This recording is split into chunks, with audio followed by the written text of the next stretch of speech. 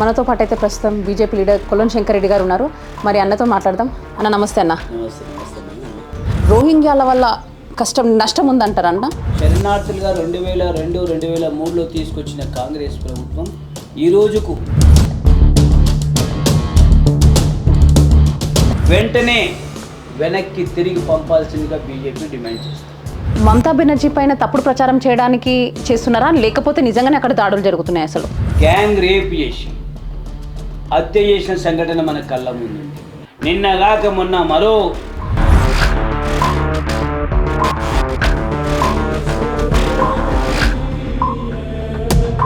తెలంగాణలో బీజేపీ అధికారంలోకి నెక్స్ట్ వచ్చే అవకాశం ఉందంటారా?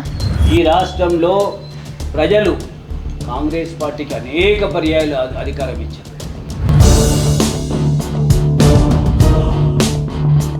అయితే ఈ బీజేపీ పార్టీ 11 ఏళ్ల బట్టి ఎలాంటి డెవలప్మెంట్ జరిగినాయని చెప్పొచ్చు దేశంలో? మరి ప్రపంచంలో అభివృద్ధి చెందుతున్న దేశాల్లో 11వ దేశంగా ఏమన్నా చెప్పుకోండి, తల్లి భారతి యొక్క మొండె వేరుంది, తల వేరుంది. తల్లి ఈనాడు ప్రాణాలతో కొట్టు మిట్టాడుతూ ఉంది. అలాంటి తల్లి భారతిని తెలంగాణ కొత్త బీజేపీకి కొత్త అధ్యక్షులు వచ్చారు, రామచంద్రరావు గారు. అయితే తన ప్రస్థానం ఎలా ఉండబోతుందన్న? తన యొక్క పుట్టుకతోనే ఒక జాతీయవాద దేశభక్తితో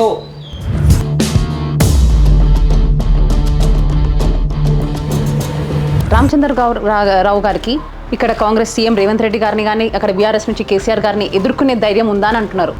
రామచంద్రరావు గారు నమ్మిన సిద్ధాంతం కోసం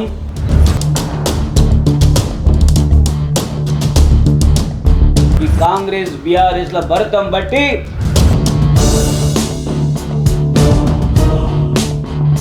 రామచంద్రరావు గారు డమ్మీ అని కూడా వార్తలు వినిపిస్తున్నాయి. మరి అసలు దాని గురించి మీరు ఎలాంటి స్పందన? రామచంద్రరావు గారు డమ్మీ అని అంటే బాపును చూసి బలం అనుకో.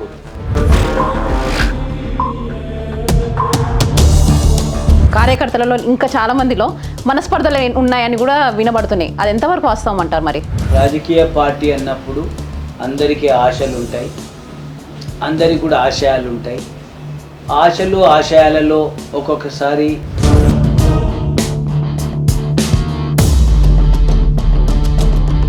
ఈసారైనా కొలనన్నకి పార్టీ టికెట్ ఇచ్చే అవకాశం ఉందా? ఒకవేళ ఇస్తే ఇక్కడి నుంచి అన్న పోటీ చేశారు. టికెట్ అనేది ఎన్నికల సమయంలో హైకమాండ్ నిర్ణయం తీసుకుంటుంది.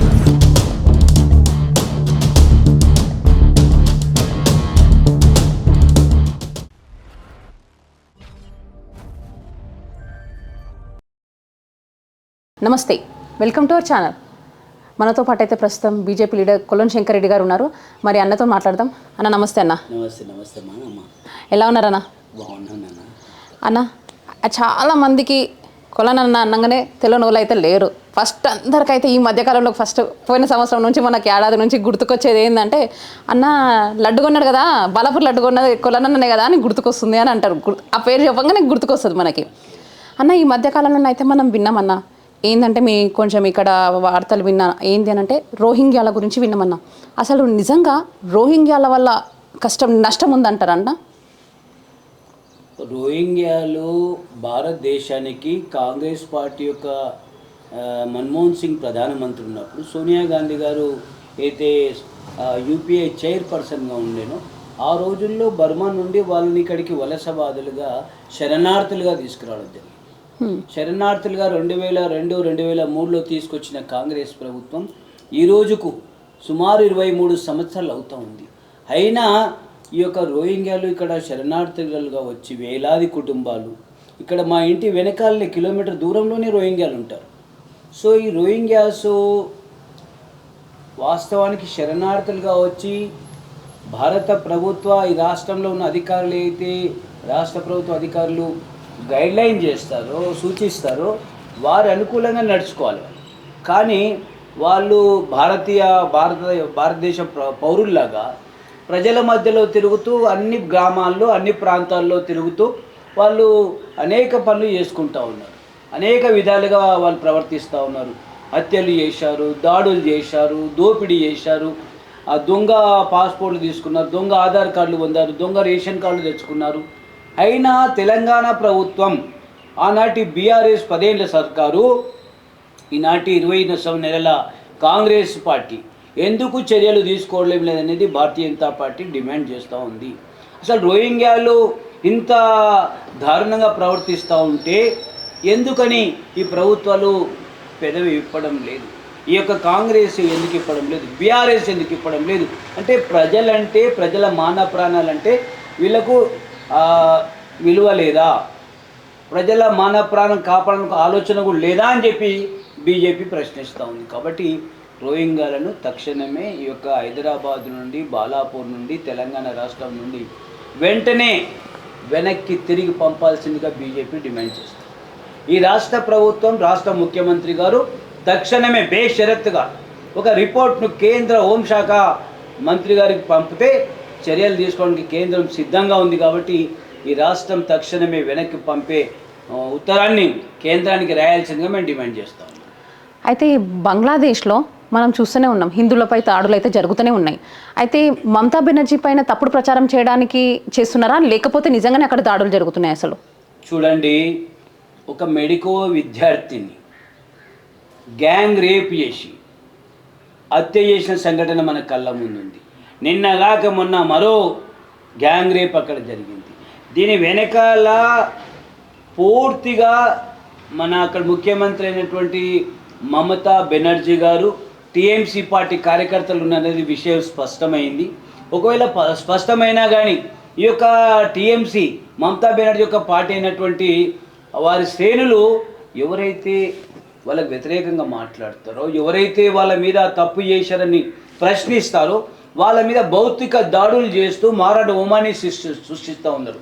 కానీ ఈనాడు బంగ్లాదేశ్ నుండి అనేక మంది వలస వచ్చి బెంగాల్లో ఉంటే వారందరికీ కూడా ఇక్కడ గుర్తింపు కార్డులు ఇచ్చి ఆ రాష్ట్ర అన్ని విధాలుగా ప్రభుత్వ సంక్షేమ పథకాలు అందిస్తూ వాళ్ళని ప్రోత్సహిస్తున్నటువంటి పార్టీ టీఎంసీ. ఎవరు ప్రచారం చేయడం కాదు, అక్కడ పౌరులు చెప్తా ఉన్నారు. మీకు తెలుసు, అందుకే భారతీయ జనతా పార్టీ రాష్ట్రంలో అధికారం రావాల్సిన అవసరం ఉందని చెప్పి బెంగాల్ ప్రజలు కోరుకుంటారు. కాబట్టి ఈసారి రాబోయే రోజుల్లో రాజకీయంగా మమతా బెనర్జీని రాజకీయంగా దెబ్బతీయడానికి, రాజకీయంగా ఓడించడానికి బెంగాల్ ప్రజలు సిద్ధంగా ఉన్నారు. భారతీయ జనతా పార్టీ అగ్రెసివ్గా బెంగాల్లో ప్రజలకు అండగా నిలబడుతూ ఉంది.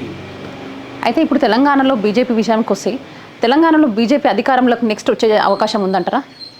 100% 2027-28 ఎప్పుడు ఎన్నికలు వచ్చినా ఈ రాష్ట్రంలో భారతీయ జనతా పార్టీ యొక్క ప్రభుత్వం రాబోతూ ఉంది. ఈ రాష్ట్రంలో ప్రజలు కాంగ్రెస్ పార్టీకి అనేక పర్యాయాలు అధికారం ఇచ్చారు. ఈ రాష్ట్రంలో తెలుగుదేశం పార్టీకి అధికారం ఇచ్చారు. ఉద్యమ పార్టీగా చెప్పుకున్నటువంటి తెలంగాణని ఇచ్చిన బీజేపీ, కాంగ్రెస్ పార్టీ తెలంగాణ ఇస్తే ఆనాడు బీఆర్ఎస్ పార్టీ ఉద్యమ పార్టీకే ప్రజలు తీర్పునిచ్చి అధికారాన్ని కట్టబెట్టారు 10 సంవత్సరాలు. మళ్ళీ బిల్లు పెట్టిన బీజేపీ వల్ల బిల్లు వచ్చింది కాబట్టి బిల్లు పెట్టించినందుకు బీజేపీని ఆదరిస్తూ కాంగ్రెస్ను మొన్న గెలిపించారు. కాబట్టి భవిష్యత్తు భారతీయ జనతా పార్టీకి ఒక అవకాశం ఎందుకు ఇవ్వకూడదు? భారతీయ జనతా పార్టీ తెలంగాణ ఏర్పాటులకు కావచ్చు, భారతీయ జనతా పార్టీ తెలంగాణలో పెండింగ్లో ఉన్న అనేక ప్రాజెక్టులను తీసుకొస్తూ వేలాది కోట్లను ఈ రాష్ట్రంలో ఖర్చు పెడుతున్నటువంటి భారత ప్రధాని భారతీయ జనతా పార్టీని గెలిపించాలి, బీజేపీ రావాలి, రాష్ట్రం అభివృద్ధి కావాలని ఒక ఆలోచనతో తెలంగాణ ప్రజలు ఉన్నారు. కాబట్టి తప్పకుండా భారతీయ జనతా పార్టీ అధికారంలోకి వస్తుందని చెప్పి విశ్వాసంతో మేము ఉన్నాం. అయితే కేంద్రంలో ఇప్పటికీ 11 సంవత్సరాలు జరుగుతుంది ఇప్పుడు మన కేంద్రంలో ఉండబట్టి బీజేపీ. అయితే ఈ బీజేపీ పార్టీ 11 ఏళ్ళ బట్టి ఎలాంటి డెవలప్మెంట్ జరిగినాయని చెప్పొచ్చు దేశంలో? మరి దేశంలో ఈ యొక్క ప్రాంతము ఆ యొక్క ప్రాంతం అనకుండా, ఈ యొక్క విభాగము ఆ విభాగం అనకుండా నలుమూలల నలుదిక్కుల ఈ భారతదేశాన్ని అభివృద్ధి చేసినటువంటి ఒక యుగ పురుషుడు భారత ప్రధాని నరేంద్ర మోడీ గారు. నరేంద్ర మోడీ గారు ప్రధానమంత్రి అయినటువంటి సందర్భంలో 2014లో దేశం ప్రపంచంలో అభివృద్ధి చెందుతున్న దేశాల్లో 11వ దేశంగా భారతదేశం నిలబడ్డది. మోడీ గారు ప్రధాని అయిన తర్వాత, 3వసారి ప్రధాని అయిన తర్వాత భారతదేశం ఈనాడు 4వ స్థానానికి వెళ్ళిన విషయాన్ని మనం గమనించాలి.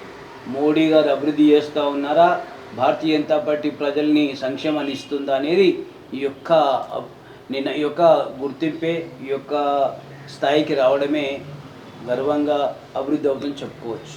కాబట్టి మోడీ గారు భారతీయ జనతా పార్టీ ఏదైతే గత స్వతంత్రం వచ్చినప్పటి నుండి కూడా గత 1947 తర్వాత ఈ దేశంలో ఏదైతే జమ్మూ కాశ్మీరు తల ఒకవైపు మొండెం ఒకవైపు మానవుని తల్లి భారతీయుడు ఉండేది, అలాంటిది ఈనాడు యునైటెడ్ సంపూర్ణ భారతదేశం ఉండాలనే ఆలోచనతో భారతీయ జనతా పార్టీ 370 ఆర్టికల్ తొలగించాలంటే మోడీ గారి నాయకత్వం బిల్లు పెడితే ఒక్కొక్క పార్టీ ఒక్కొక్క విధంగా ఈ దేశంలో మారణహోమం జరుగుతుంది, ఈ దేశంలో అనేక అశాంతి కలుగుతుంది, ఘర్షణలు అవుతాయి, చూపిస్తాం మా తడాకేంటని అనేక పార్టీలు చెప్పుకున్నారు.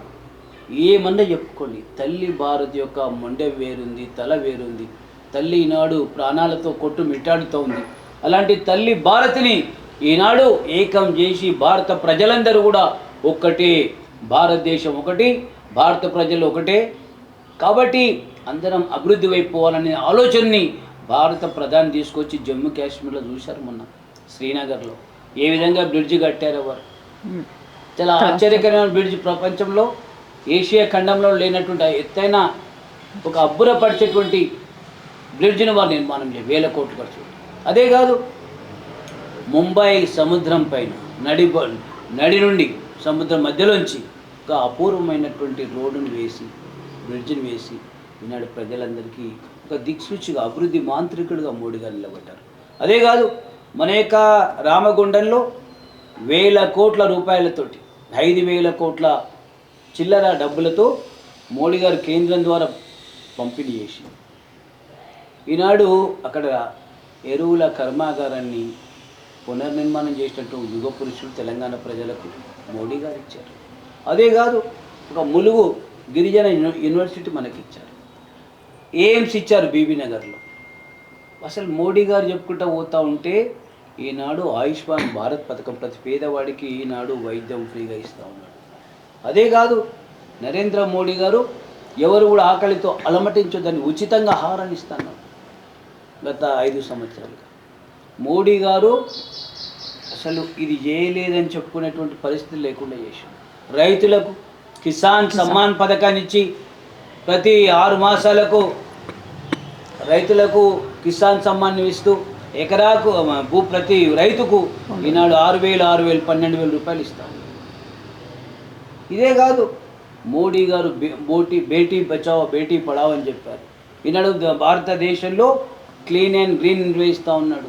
స్వచ్ఛ భారత్ తీసుకొచ్చాడు. రైల్వే స్టేషన్లు, ప్రతి ప్రభుత్వ సంస్థ అంతటా కూడా ఈనాడు క్లీన్ అండ్ గ్రీన్ను నిర్వహిస్తూ ఈ యొక్క భారతదేశాన్ని స్వచ్ఛత కోసం ముందుకు తీసుకెళ్తా ఉన్నాడు. మహిళలకు కోట్లాది టాయిలెట్స్ కట్టాడు. ఈనాడు యువతకు ఎలాంటి గ్యారంటీస్ లేకుండా పథకాలు ఇస్తూ ఉన్నాడు, బడ్జెట్ ఇస్తూ ఉన్నాడు, రుణాలు ఇస్తూ ఉన్నాడు. ఈనాడు హరిజన గిరిజన ప్రజల కోసం అనేక విధాలుగా ఒక పారిశ్రామికవేత్తలుగా నిర్మాణం కావాలని చెప్పి వారిని ప్రోత్సహిస్తూ స్టాండప్ ఇండియా తీసుకొచ్చాడు. అదే కాదు, మోడీ గారు ఈనాడు కోట్లాది పేద ప్రజల యొక్క బ్యాంకు ఖాతాలను తెరిపించి ఈనాడు ప్రధానమంత్రి జన్ధన్ ద్వారా బ్యాంక్ అకౌంట్లను తెరిపించి ప్రతి పేదవాడు ఈ బ్యాంకులో కూడా నేను వెళ్ళొచ్చు, ఈ బ్యాంక్ ద్వారా నేను రుణం పొందొచ్చు, ఈ బ్యాంకులో డబ్బులు నేను వేసుకోవచ్చు, తీసుకోవచ్చు, ఒక విశ్వాసాన్ని ప్రజలందరూ కూడా నింపినటువంటి నాయకుడు నరేంద్ర మోడీ గారు. ముద్రా లోన్లు ఇస్తూ ఉన్నాడు. ఎవరైతే అమాయకమైన పేద ప్రజలు దేశంలో ఉన్నారో ఈనాడు వీధి వెండర్స్ ఉన్నారు, కూరగాయలు కానీ మెకానిక్ కానీ ఇతరత్ర నైపుణ్యత కలిగినటువంటి ఎవరైతే పనులు చేసుకున్న ఎలక్ట్రికల్ వర్క్ కావచ్చు, పంక్చర్ దుకాణాలు కావచ్చు, మోటార్ మెకానిక్ కావచ్చు, ఏదైనా కావచ్చు, ఇలాంటి వ్యాపారస్తులకు ముద్రా లోన్లు గ్యారెంటీ లేకుండా రుణాలు ఇచ్చి వాళ్ళని ఉపాధి కోసం మనం పెంపొందిస్తూ ఉన్నాం, అభివృద్ధి చేస్తూ ఉన్న విషయాన్ని మీకు తెలియజేస్తూ ఉన్నాను. ఈనాడు భారతదేశంలో నరేంద్ర మోడీ గారి నాయకత్వంలో భారతీయ జనతా పార్టీ ఈనాడు కుల వృత్తులను ప్రోత్సహిస్తూ ఉంది. కుల వృత్తులను ప్రోత్సహించాల్సిన అవసరం ఉంది. ఈ దేశంలో అందరూ సైంటిస్టులు కాలేరు, అందరూ ఈనాడు పైలట్లు కాలేరు, అందరూ ట్రైన్లు ఫ్లైట్లు నడిపేట పైలట్లు కాలేరు, అదేవిధంగా అందరూ కూడా గెజిటెడ్ ఆఫీసర్లు కాలేరు, అందరూ కూడా ఉద్యోగస్తులు, ప్రభుత్వ ఉద్యోగస్తులు కాలేరు కోట్ల మంది ఉన్నప్పుడు. కాబట్టి ఏ స్థాయిలో ఆ స్థాయికి, ఆ వర్గానికి, ఆ యొక్క వృత్తి కలవారికి ముందుకు అభివృద్ధిగా తీసుకుపోవాల్సిన బాధ్యత ఉంది. కాబట్టి కుల వృత్తులను కూడా భారతదేశంలో ప్రోత్సహించాల్సిన అవసరం ఉంది. ఆ విధంగా మోడీ గారు ప్రయత్నం చేస్తూ ఉన్నారు. అయితే ఇటీవల మనకు తెలిసినదే, తెలంగాణ కొత్త బీజేపీకి కొత్త అధ్యక్షులు వచ్చారు రామచంద్రరావు గారు. అయితే తన ప్రస్థానం ఎలా ఉండబోతుందన్న?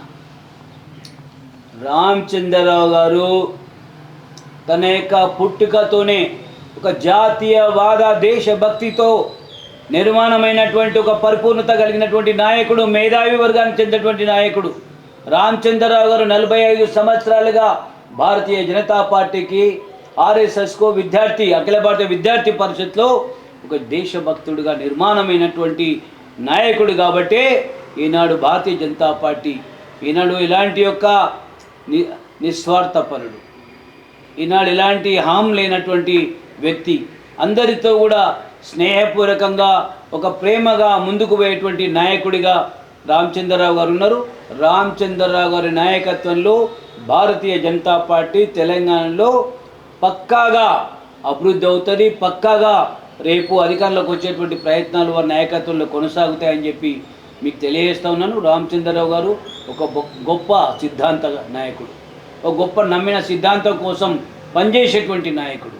రామచంద్రరావు గారు ఇప్పటి వరకు ఒక కీలక బాధ్యతలు రాలే, ఆయన నైపుణ్యం బయటపడలేదు. కాబట్టి ఈయన రామచంద్రరావు గారు ఈ తెలంగాణ ప్రజలకు ఒక దిక్సూచిగా మారబోతున్నారు.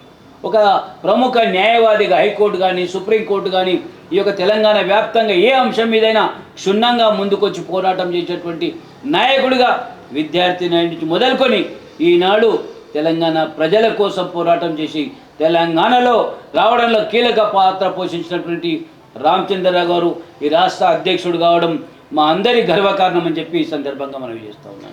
అంటే రామచంద్రరావు గారు అంటే ఇటీవల కొన్ని మాటలు వినిపిస్తున్నాయి. ఏంటి అని అంటే, రావు గారికి ఇక్కడ కాంగ్రెస్ సీఎం రేవంత్ రెడ్డి గారిని కానీ, అక్కడ బీఆర్ఎస్ నుంచి కేసీఆర్ గారిని ఎదుర్కొనే ధైర్యం ఉందా అని అంటున్నారు. మరి అసలు ఏమంటారు దాని గురించి? మరి నేను ఏమంటున్నాను, మీరు ఒకటి ఆలోచన చేయండి. రామచంద్రరావు గారు నమ్మిన సిద్ధాంతం కోసం ఒకటే పార్టీలో ఉన్నారు. ఒక దేశభక్తుడిగా, ఒక జాతీయవాదిగా, ప్రజల సమస్యల పరిష్కారం కోసం పోరాటం చేసి ఒక ఎమ్మెల్సీ అయ్యాడు. 2 పర్యాయాలు ఎమ్మెల్యేగా పోటీ చేశాడు, స్వల్ప ఓటుతో ఓడిపోయారు. పార్లమెంట్ సభ్యుడిగా పోటీ చేశాడు. రేవంత్ రెడ్డి ముఖ్యమంత్రి గారి లాగాను, కేసీఆర్ లాగాను పూటకో పార్టీ మారి స్వార్థపూరిత రాజకీయాలను ఎప్పుడు కూడా కొనసాగించాలి అనే విషయాన్ని మీరు గమనించాలి. రామచంద్రరావు గారు రేపు ఉగ్ర రూపాన్ని చూపించబోతాను తెలంగాణ ప్రజల కోసం, సంక్షేమం కోసం. ఈ కాంగ్రెసు, ఈ బీఆర్ఎస్, ఎంఐఎం పార్టీల యొక్క భరతం పట్టడానికి ఈనాడు ఈ తెలంగాణ ఆరాధ్య దైవమైనటువంటి యాదాద్రి లక్ష్మీ నరసింహస్వామి ఆశీస్సులతో ఈ కాంగ్రెస్ బీఆర్ఎస్ల భరతం బట్టి భారతీయ జనతా పార్టీ శక్తివంతమైన పార్టీగా నిర్మాణం చేపట్టబోతాను. కానీ ఈ యొక్క రామచంద్రరావు గారి మీద కాంగ్రెస్ పార్టీ, బీఆర్ఎస్ పార్టీ అవాకులు చవాకులతో బలహీనపరిచే మైండ్ గేమ్ స్టార్ట్ చేశారు. భారతీయ జనతా పార్టీ రామచంద్రరావు గారు ఒక్కడే కాదు, భారతీయ జనతా పార్టీకి దేశంలో 15 కోట్ల కార్యకర్తలు ఉన్నారు. తెలంగాణలో సుమారు 1 కోటి మంది కార్యకర్తలు ఉన్నారు. అంటే రామచంద్రరావు గారు అంటే ఒక వ్యక్తి కాదు, వారు ఒక శక్తి. ఆ శక్తి ప్రదర్శన రాబోయే రోజుల్లో ఈ కాంగ్రెస్ గుండెల్లో, ఈ బీఆర్ఎస్ గుండెల్లో ఒక సింహ స్వప్నంలాగా పోరాటం చేయబోతా ఉన్నారు. పార్టీని బలమైనటువంటి శక్తిగా నిర్మాణం చేసి మంచి ఫలితాలను తీసుకురావడం కోసం ఈ రాష్ట్రంలో ఉన్న జాతీయ, రాష్ట్ర అన్ని వర్గాల పెద్ద పెద్ద నాయకులందరినీ, బీజేపీ వారందరినీ కూడా కలుపుకొని సమన్వయంతో బీజేపీని అధికారం తేవడం కోసం వారు ఒక ప్రణాళిక తయారు చేస్తూ ఉన్నారు. రామచంద్రరావు గారు తప్పకుండా భారతీయ జనతా పార్టీని ఈనాడు ఉన్నతమైన శిఖరాల్లో నిలబెడతారనే విశ్వాసం తెలంగాణ పార్టీకి ఉంది, తెలంగాణ ప్రజలకు కూడా ఉందని మనం చేస్తాను. అయితే కొన్ని నిన్న అయితే జరిగిన ఒక ప్రచారం అయితే జరుగుతుంది. ఒకటి ఏంటంటే రామచంద్రరావు గారు డమ్మీ అని కూడా వార్తలు వినిపిస్తున్నాయి. మరి అసలు దాని గురించి మీరు ఎలాంటి స్పందన?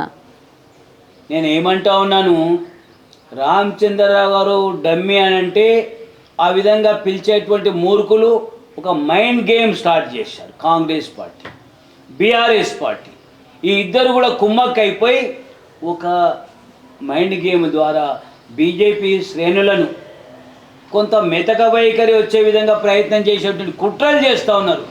ఆయన డమ్య ఒక మగాళ్ళలాగా యుగ పురుషుల్లాగా బాహుబలిలాగా ఈ రాష్ట్రంలో విజృంపబోతూ ఉన్నారు. విజృంభించి ఈ కాంగ్రెస్ను బీఆర్ఎస్ను రాజకీయంగా బొందపెట్టి భారతీయ జనతా పార్టీని అధికారం తేవడం కోసం ఈ గోల్కొండ కిల్లా మీద బీజేపీ జెండా ఎగరడం కోసం తప్పకుండా వారు ప్రయత్నం చేస్తారు. వారి నాయకత్వంలో అవుతుంది. ఎవరైతే డమ్మీలు అని చెప్పి మాట్లాడుతూ ఉన్నారో వారికి బుద్ధి చెప్పి ఫలితాలతోనే బుద్ధి చెప్పి అరే బాబు నేను డమ్మీ కాదు ఒక బహుబలిన్రా బాబు అని చెప్పి నిరూపించుకోబోతూ ఉన్నారు. అయితే రామచంద్రరావు గారు అధ్యక్ష పదవి రాకముందుకు చాలామంది పేర్లు వినిపించినాయి బీజేపీలో కొంతమంది, అంటే ఈటెల కానీ బండి గారి పేరు కానీ ఇంకా చాలా పేర్లు వినిపించాయి. అయితే అసలు సడన్గా రామచంద్రరావు గారిని ఎన్నికలు చేయడం కారణం ఏంటి అసలు? చూడమ్మా, బీజేపీ తెలంగాణ రాష్ట్ర అధ్యక్షులుగా పార్లమెంట్ ఎన్నికలు అయిన తర్వాత మన కిషన్ రెడ్డి గారు గౌరవ పెద్దలు కేంద్ర క్యాబినెట్ మంత్రి కాగానే ఎవరి ప్రయత్నం వాళ్ళు ప్రారంభం చేశారు.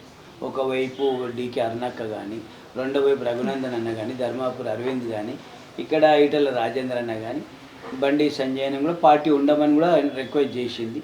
రామచంద్రరావు అన్న కూడా ప్రయత్నం చేశాడు, నాకు అధికారం ఇవ్వండి, అధ్యక్ష పదవి ఇవ్వండి, నేను ఏళ్ళ తరబడి 40 ఏళ్ళ పైబడి నేను పార్టీకి పనిచేస్తూ ఉన్నాను, పోలాటి దెబ్బలు తిన్నాను, ఈ నక్సలైట్ల తూటాలను ఎదుర్కొన్నాను, రాడికల్స్ విద్యార్థి సంఘానికి వ్యతిరేకంగా పోరాటం చేశాను, నా యొక్క జీవితం తెలంగాణ ప్రజల కోసం, తెలంగాణ జాతీయవాదుల కోసం నేను నిలబడతాను అని చెప్పి ముందుకొచ్చిన కారణంగా పార్టీ అన్ని కోణాల్లో ఆలోచించి, ఒకటి కాదు రెండు కాదు, మనమే ఇన్ని ఆలోచన చేస్తే జాతీయ పార్టీ ఎన్ని ఆలోచన చేయొచ్చో, ఎన్ని రకాలుగా ఆలోచన చేసి రామచంద్రరావు గారిని అధ్యక్షులుగా చేసిందో మనం ఆలోచన చేయాలి.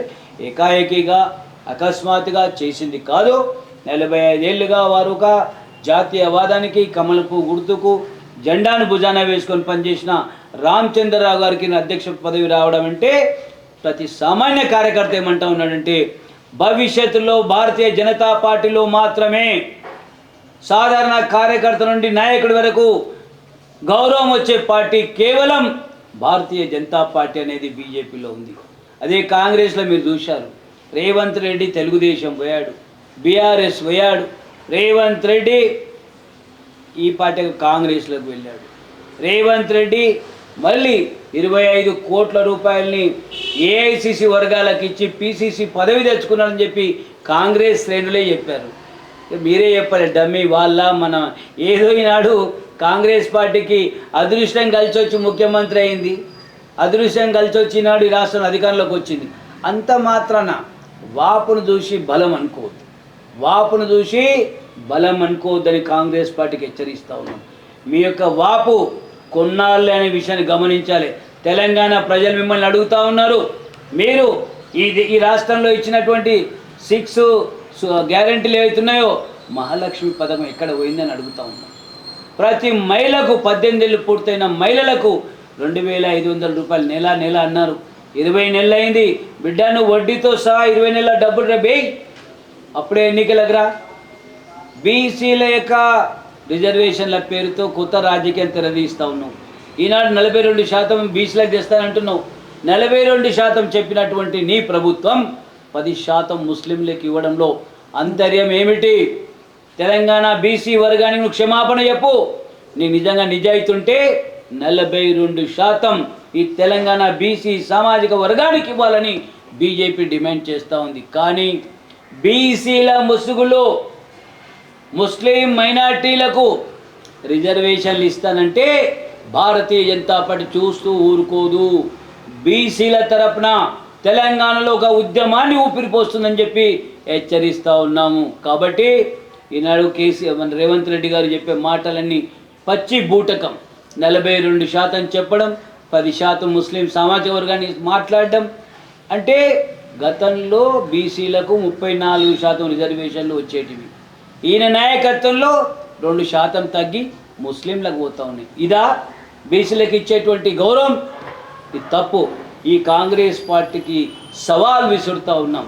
ఈనాడు కిషన్ రెడ్డి గారు కేంద్ర మంత్రిగా కావచ్చు, బండి సంజయ్ గారు కావచ్చు, ఈటెల రాజేందర్ కావచ్చు, రఘునందన్ గారు కావచ్చు, మా డికే అరుణక్క కావచ్చు, మా కొండ విశ్వేశ్వరరెడ్డి కావచ్చు, వీరందరూ కూడా ఈ రాష్ట్రంలో భారతీయ జనతా పార్టీ ముఖ్యమంత్రి కావాలని కోరుకుంటా ఉంది.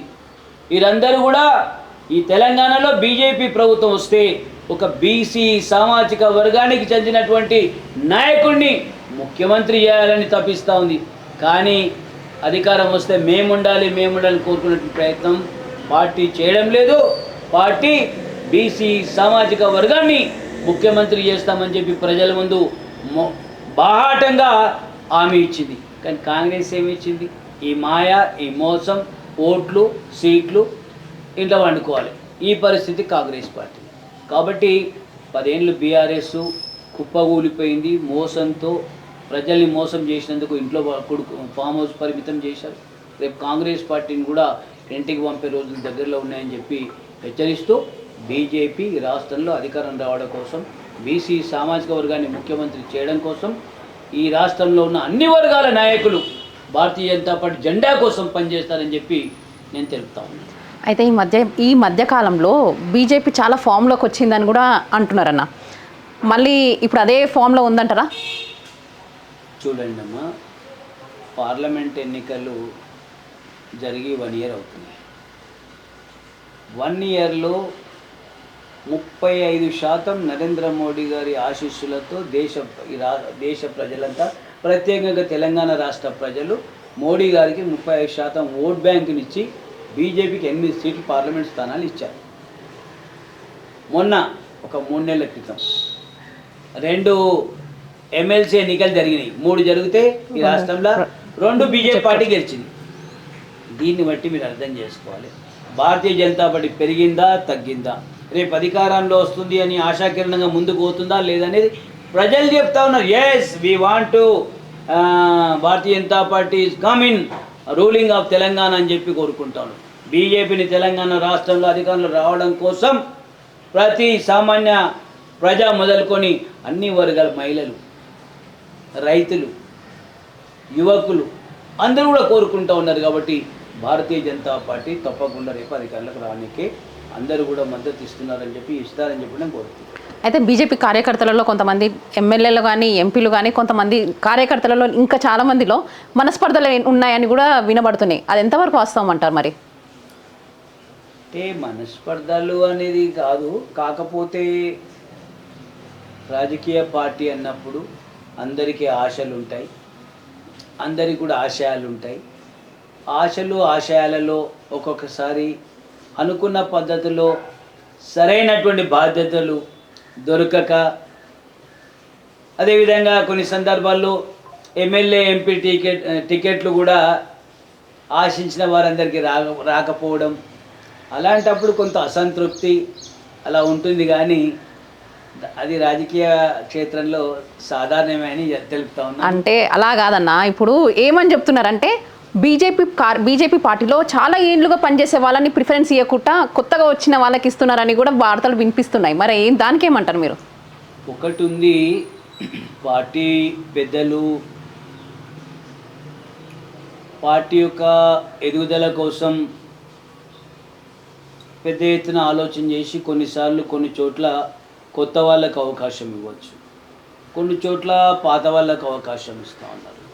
కొన్ని చోట్ల పార్టీ ఎక్కడెక్కడైతే బలహీనంగా ఉందో, గ్రామీణ ప్రాంతంలో కొన్ని జిల్లాల్లో బలహీనంగా ఉన్నటువంటి ఖమ్మం జిల్లా కావచ్చు, నల్గొండ జిల్లా కావచ్చు, ఇతర జిల్లాలు కావచ్చు, ఈ జిల్లాల్లో కొత్త రక్తం, కొత్త వ్యక్తులు రావాల్సిన అవసరం ఉంది. కాబట్టి భారతీయ జనతా పార్టీ అక్కడక్కడ కొత్త వాళ్ళని తీసుకొచ్చి టికెట్ ఇచ్చే ప్రయోగం చేస్తామని చెప్పి మీకు తెలుపుతున్నాం. ఇది పార్టీ పెంచుకోవడంలో మా యొక్క రాజకీయ పథకం ఇది.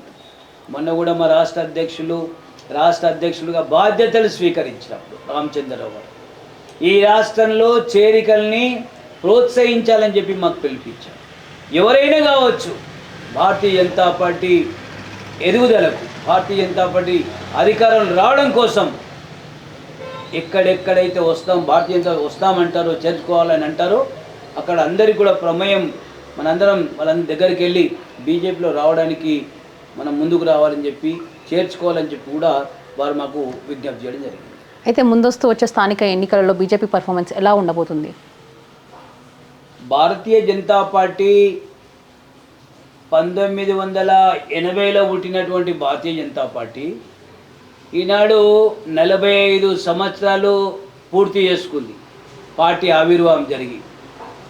ఈ 45 సంవత్సరాల్లో తెలంగాణలో లేనటువంటి, గతంలో ఎప్పుడు కూడా కని విని ఎరగనటువంటి పరిస్థితుల్లో ఈనాడు 46వ ఏట భారతీయ జనతా పార్టీ ఒక పెద్ద ఎత్తున సర్పంచ్లను, ఎంపీటీసీ, జెడ్పీటీసీలను ఈ రాష్ట్రంలో గెలవబోతూ ఉంది, ఒక బలమైన శక్తిగా రాబోతూ ఉందని మీకు తెలుపుతూ ఉన్నాం. ఆ పద్ధతిలో భారతీయ జనతా పార్టీ మన రాష్ట్ర అధ్యక్షుడు ఒక ప్రణాళికబద్ధంగా ఒక ప్రణాళికను రెండవ శ్రేణులకు ఇస్తూ ఈ రాష్ట్రంలో పర్యటిస్తూ ఉన్నారు. బీజేపీకి ఇది ఒక పెద్ద మలుపు అవుతుందని చెప్పి కూడా తెలుపుతున్నాను.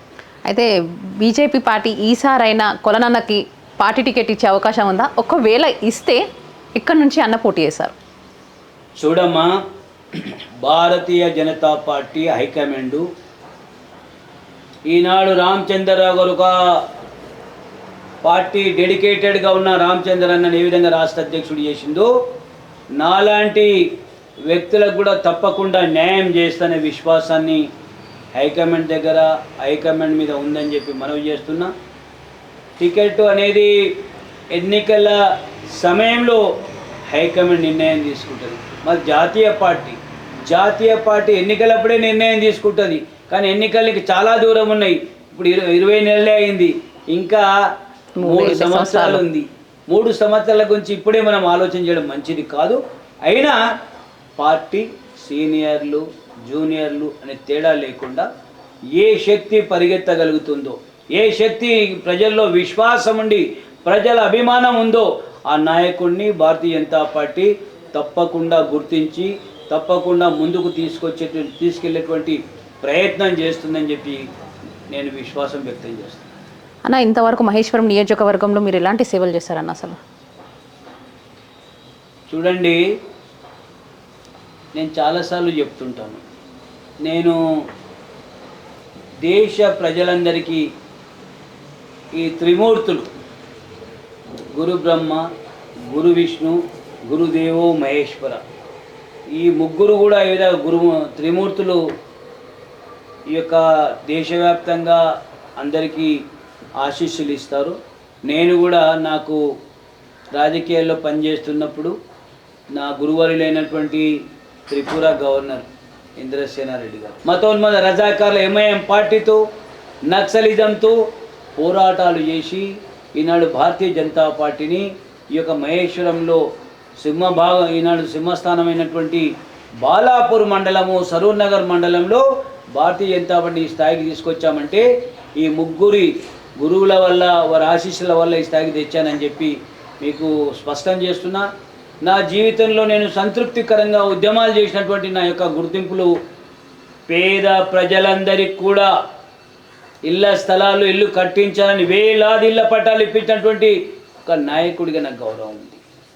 ఈ బాలాపూర్ మండలంలో ఈనాడు 3.5 లక్షల ఓట్లు ఉన్నటువంటి ఈ మండలంలో 3 మున్సిపల్, 2 కార్పొరేషన్లు, ఒక మున్సిపాలిటీ ఉంటే ఈ యొక్క మండలానికి కృష్ణా నదీ జలాలు తీసుకొచ్చి ఇంటింటికి, వాడకు ప్రతి వ్యక్తికి కృష్ణా జలాలు ఇవ్వాలని ఆనాడు 11 కోట్ల రూపాయలని శాంక్షన్ ఇప్పించి ఇంటింటికి నల్లాలు రావడంలో, కృష్ణా జలాలు రావడంలో నా పాత్ర కీలకమైనదని చెప్పి మనవి చేస్తూ ఉన్నాను.